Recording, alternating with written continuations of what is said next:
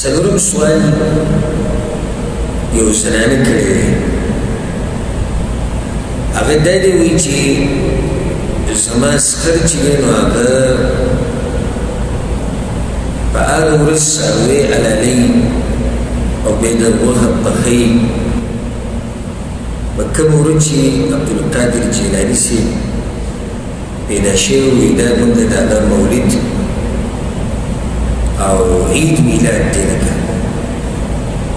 دا موږ د هغه مولد لمانځو هغه ته موږ ځان نږدې کوو.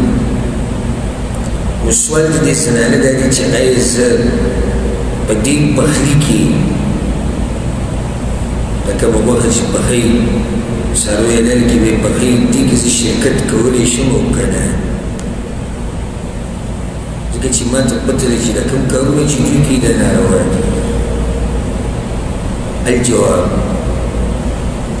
چې کله م رشتې کوئ رشتې او لور یا خور چاله ورکوئ نو ډېر تپوس یې کوئ چې عقیدې څه عقیده ده. اهم شی عقیده ده.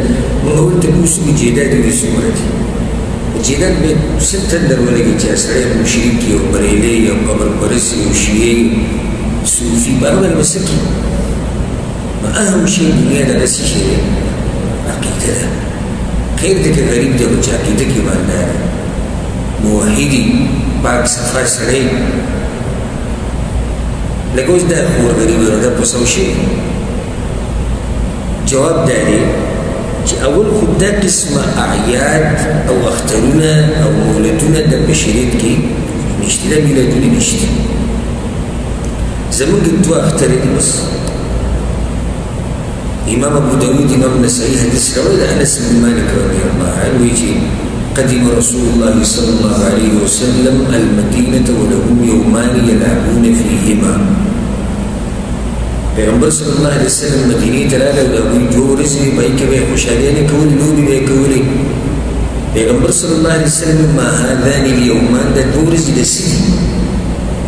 هغوی جواب ورکوي چې كنا نلعب فيهما في الجاهليه، د جاهلیت په زمانه کې دا دوه ورځې زموږ وې، موږ به پکې خوشحاليانې کولې. پیغمبر صلی الله علیه وسلم ورته ویل ان الله قد ابدلكم بهما خيرا منهما يوم الاضحى ويوم الفطر. الله د دې په بدله کې تاسو له ډېرې غوره ورځې درکړې دي. کم د لوی اختر ورځ، روبي کې اختر ورځ، عید الاضحى عید الفطر. زموږ په اسلام کې څو اخترې دي؟ دغه دوه اخترې دي. او دا اخترونه مخترونه او دا میلادونه او دا یولسمې دا د لوی ژوند یولسمه ده او دا د پیدایش ورځ ده او دا د مرګ ورځ ده. دا ټول بدعت او خرافات دي، ټول بدعت او خرافات دي. دې نه ځان لرې ساتي. بله دا چې د ولود د نیکانو خلکو په باره کې بیا په دغه ورځ باندې بعض والعیاذ بالله هغوی ته چیغې وایي را مدد شه او د هغوی لپاره څاروي حلالوي او دا شرک اکبر دی چې انسان د اسلام نه خارج کوي.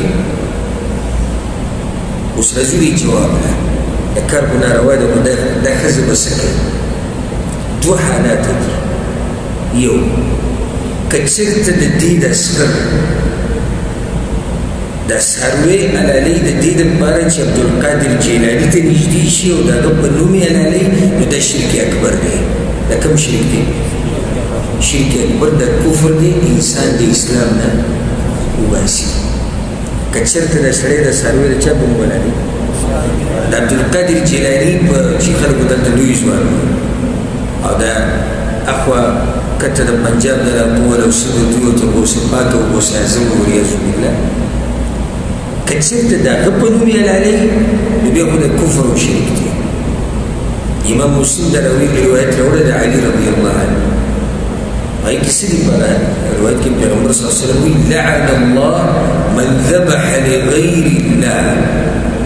د الله لعنت دی په هغه سړي باندې چې حلاله کوي د غیر الله په نوم باندې. مسلمان به حلاله د چا په نوم کوي؟ د الله په نوم به کوي.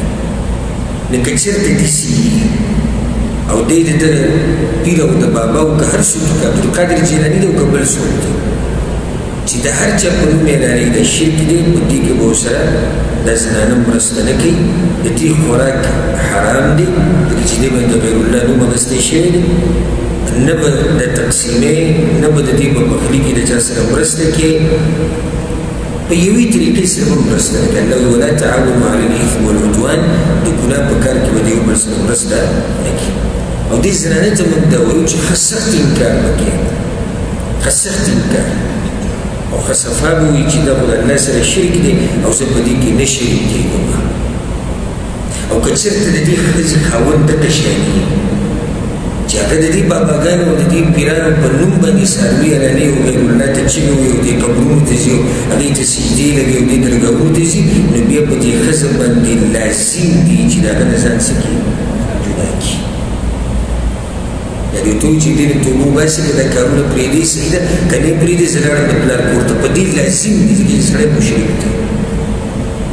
نو دا اولنی حال شو. که چېرته دا سړی دا څاروی د الله په نوم حلالوي خو په دغه ورځې حلالوي وایي چې دا د لوی ځوان د پیدایش ورځ ده او دا د پلاني صاحب او د پلاني، نو بیا دې بدعت کوي. څه کوي؟ بدعت کوي خو شرک نه کوي، ځکه چې هلته دا څاروی د چا په نوم حلال کړو؟ د الله په نوم حلال شو. نو په دې ټیم کې که دا زنانه په دې کې شرکت نه کوي او نقصان ورته نه رسي، نو دا ډېره غوره ده. او که چېرته یېرېږي چې د خاوند د طرف نه به ورته نقصان ورسي یا به ماله طلاق راکړي یا به بل څه مشکل جوړ شي، نو که بیا پخلي کې شریکه شي او په زړه کې دا کار بد وګڼي، نو څه حرج پکې نشته. نو په دې اولني حال کې او دویم کې څه فرق دی؟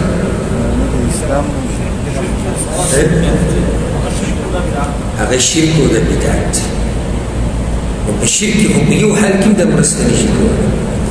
هر چې بدعت دی نو ما وایي چې مرسته نه کول غوره دي، الا دا که دا ویرېږي چې څه نقصان به ورته ورسي، نو بیا دا په هغې کې شرکت کولی شي او په زړه کې به دا کار بد ګڼي. والله